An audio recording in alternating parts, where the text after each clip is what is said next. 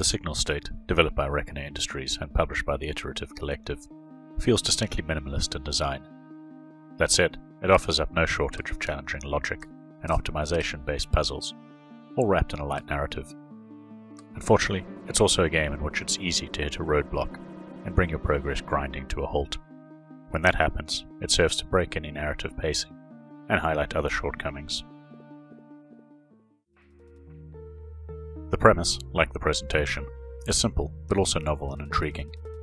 In the signal state's alternate future, equipment and machinery that utilize circuit boards all simultaneously stop working in some sort of tech apocalypse.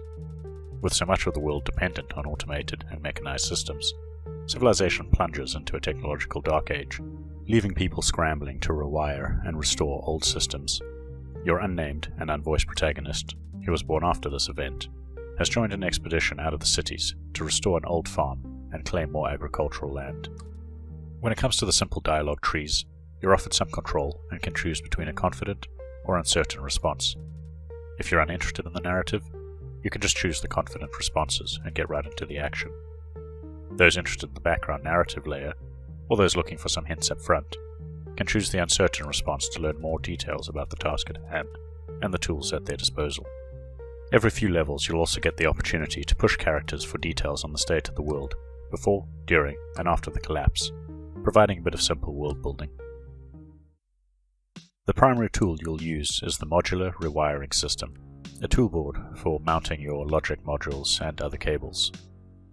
This allows you to use simple wiring components, switches, and logic boards to replicate the signal modulating function of far more complex circuits.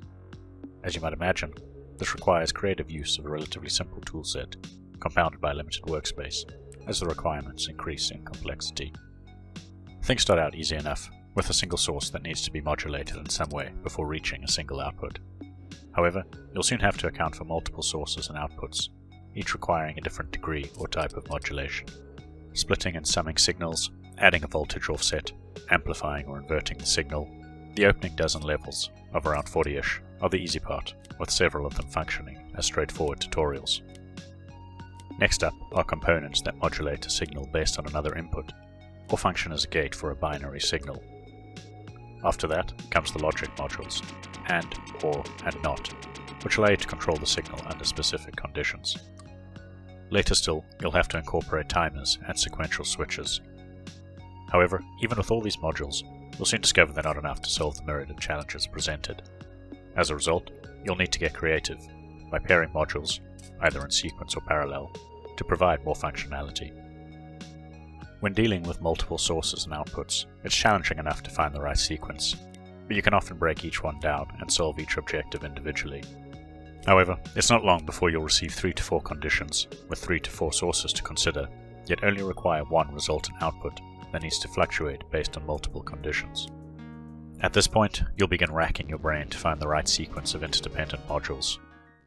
Once you pass the halfway point, however, there are typically multiple solutions, but you'll be aiming to find the most optimal one if you want to post a high score on the leaderboards.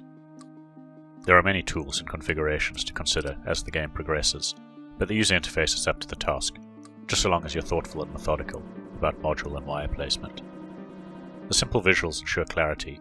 There are wire organizing tools, you can type your own notes, and the visual waveform feedback on the bottom of your MRS is a simple way to assess the output.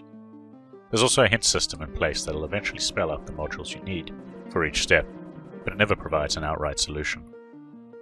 If the signal state has one major downside, it's the ability to become completely stuck, incapable of finding an ideal solution, as your board slowly grows into an incomprehensible mess of crisscross wires and tightly packed modules.